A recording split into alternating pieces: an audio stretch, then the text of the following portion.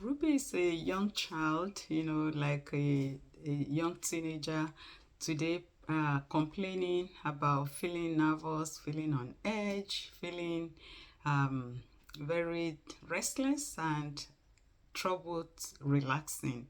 And we're just using a young folk today to let us know that young children too, teenagers, young adults, they do hurt, with mental health concern. It's not only adults. And the name we're using, by the way, as I said, is the name of my practice. And all the symptoms that I've listed, they are the symptoms of anxiety.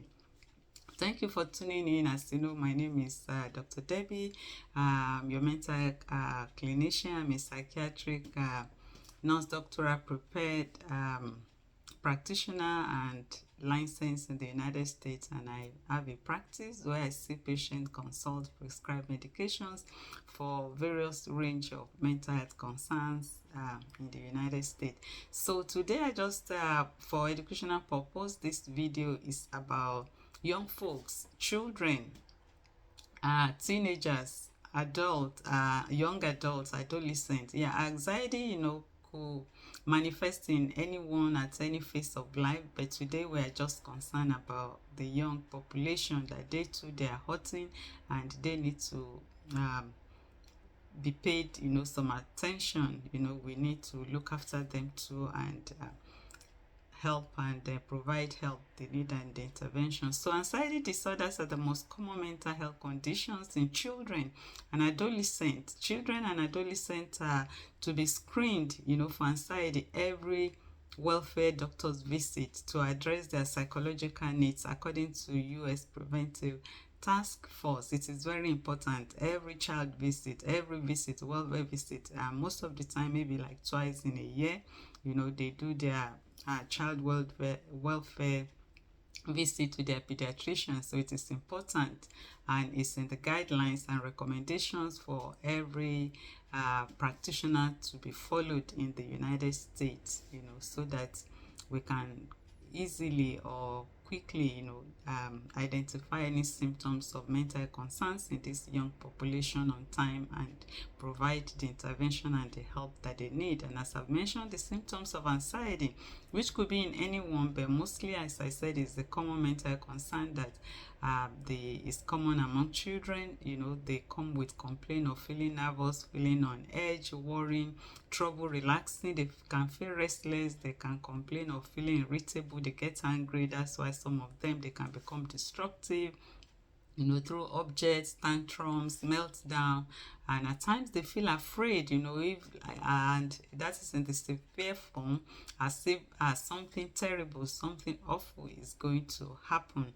Yeah, if the level of anxiety is really high, so they needed immediate intervention. That's why we need the frequent screening at every time they go for their doctor's visit. The National Library of Medicine reported the burden of anxiety impact even at times, causing some serious mental health concern like self-harm or eating disorder, substance use, physical ill health, and other life-limiting conditions among children, suffering from treatable anxiety if it is noticed or identified on time, or some related illnesses. So most of the time, the mental health concern is undertreated, in the young population among children.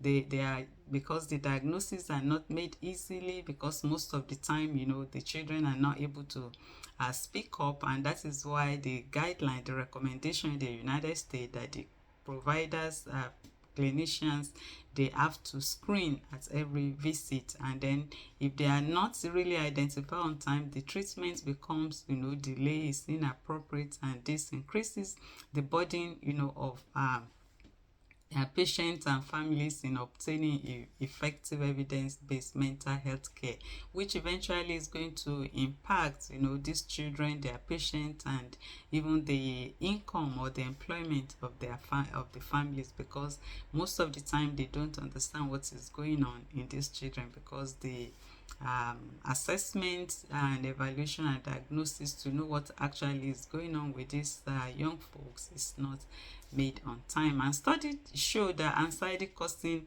experiences peculiar to children and adolescents most of the time are due to history of stressors, life stressors in the life of these young folks, like adverse childhood experiences of physical or abuses, emotional abuses, psychological abuses, and most of the time even sexual abuses. There are many young folks there that they are being abused emotionally, physically, and sexually by adults, people that are supposed to take care of these children, people that are supposed to protect these children. And it's very sad that these young children they go through this, because at times they are being threatened not to voice out, not to tell anyone about it, that maybe something terrible will happen to them. And these children, they continue to live in the fear of all this psychological trauma that they go through through older people, older adults that are supposed, to be their protector, that are supposed to shield them, that are supposed to protect them from every form of suffering. And at times also it could be due to probably family dysfunction, like a separation, divorce, or even illness in the family, or incarceration if either member of the family. This could be a big trauma to young folks, like either of their parents going through that. Children are never happy. I've never seen most of the children that I see, and this is actually my niche, this is my specialty, seeing the caring, rendering services, providing services, mental health care for the children, adolescents, and young adults. And many of them, they tell you at the age that their parents are facing divorce, going through the process of separation. Is a kind of very dark moment in the life of these children, and it lives with them for significant years of their life, if not even for their entire lifetime. And at times too, it could be due to economic and financial problems in the family, that the children are not being able to be catered for, provided for their basic needs like food, clothing, and even shelter. There are a lot of families that with moms with their children, they are in a temporary shelter home in the cold, in the snow, in the rain, in the sunshine, and children going through such a very sad terrible situation. So, and at times also it could be due to some childhood developmental illnesses like autism, like ADHD, like mood dysregulation or depression. So it is essential that these children, that they are taken to provider practitioners, so that they can evaluate them and help them with the help that they need. This impacts the child's development, of course, and then it's the impact can be long term, on their mental health, on their entire life, and increase the risk of serious mental health concerns later in their life. And at times too, some of the causes is just because of due to discrimination. Some young folks have complained, sadly, maybe bullying in school due to discrimination, unsafe neighborhoods, because of maybe their color, or because of whatever is peculiar to them. And this could be a huge one on the life of these children. And at times on the aspect of parents, apart from parental separation and divorce, which is huge, it's a very big childhood trauma, to young folks growing up and seeing their parents go different way, and the children are the ones to suffer, this separation and divorce. Another thing is, even the parents may be together, but there are many parents that they lack parental skills. Training children, raising children, it's really demand a lot of skill to bring up children, to mold them, so that these children will come out well in life. They will develop in every area of their life, psychologically, emotionally, physically. But there are some parents that do not really give attention to that. They lack that parental skill, to raise children. And at times also parental lack of understanding of importance of treatment and follow-up. Even when these children are identified and then they start treatment, the parent, they don't bring them up, for follow-up or to help them in the administration of therapy, medication, and then coming, for appointments when, this illness is still very early, and it can be treated, and then the child can move on with their life. And this, like make the complicate the concerns, the presentation, and everything just become complex. Also in the life of children, just like adults, loss of loved ones, such as maybe their mom, their dad, grandparents, or even loss of friends. Children can be very emotional. Someone that they shared their life with, someone that they love so much and they care about. Even their pets, they can really feel very emotional when someone that they are in love with, they lose that individual, or like pets or friends, or like in among the young teenagers or young adults, relationship issue, like break up with friends. And in real life or even online, like online friendship and all that, and the other friend said, okay, I'm not your friend again. There are young people, they take it very serious, and this could stir up like anxiety or other mental health concerns in their life. And generally, in the world we live now, global crises, commotions, war, unrest here and there, this is a lot, to the developing mind of young people. And it is a lot of stressful situation, to their mind. It's a big trauma to their mind, hearing about chaos, unrest, wars, commotion, bombing, and all kind of thing. And as well, in this age of technology that we live, that children, teenagers, adolescents, they have their own phone, their devices. It's a big distraction to them, many of them, because of prolonged screen time.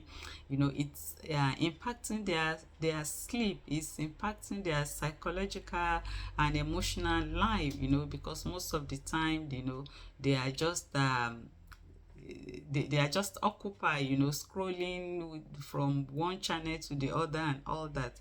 And because of that, they are not able, the real life interaction that they need, most of this is impacted, is affecting, even their learning is affecting, their sleep is affecting, their response, to their fellow human. Because like, all this scrolling and screen and all that, and movies and all that, they are not real human interaction.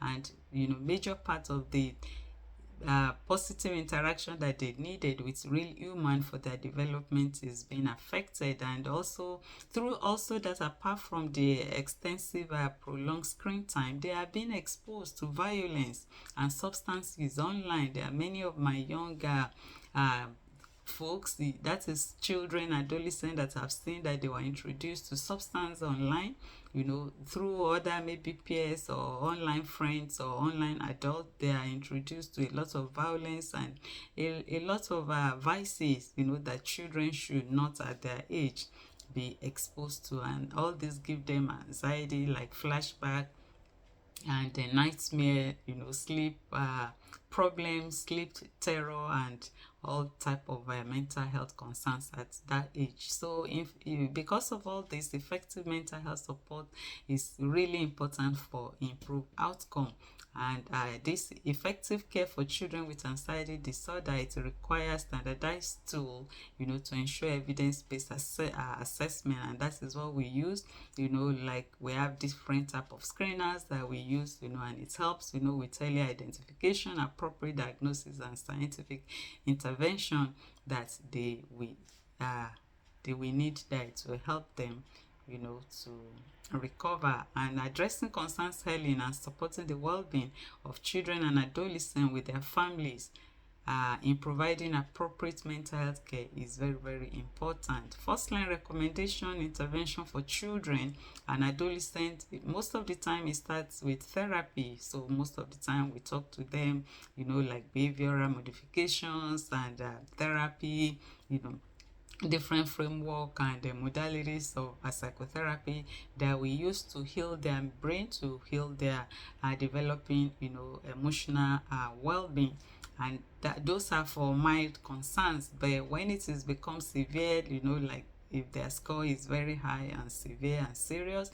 then we need to, in combination with therapy, use medication for those severe forms. And according to National Institute of Mental Health United States, recommend education of the public about childhood mental health disorders and available treatment for best outcome. And that is one of the reasons why I'm doing this, is in following the recommendation and the guideline, with the training, with the certifications and the license that I have, that we are to bring awareness, create educational video services, public awareness. And I hope you share, and comment on this video, that many people too will benefit, that children too, they hurt children too, especially their brain that is very fragile and sensitive and delicate at this their early age, when they are exposed to certain things, that things go wrong in their own life too, and it can have an extensive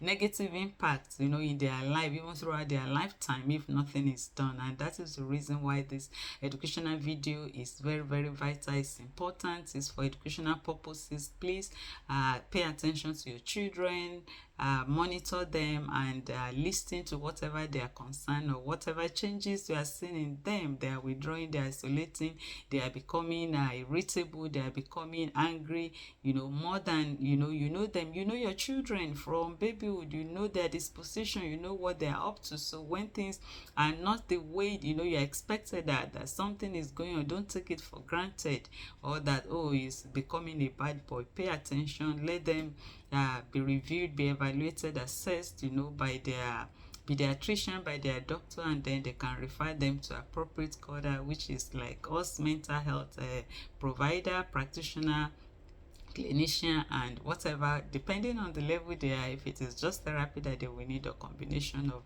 medication, and they can be able to heal and move on with life. I hope this educational video is beneficial, and I hope you learned something. It's me, Dr. Debbie, your mental health clinician, and share this video, as I've said, that many people too will come to benefit. And until I come your way again in my next video, please be safe and enjoy positive mental health. Bye. Thank you.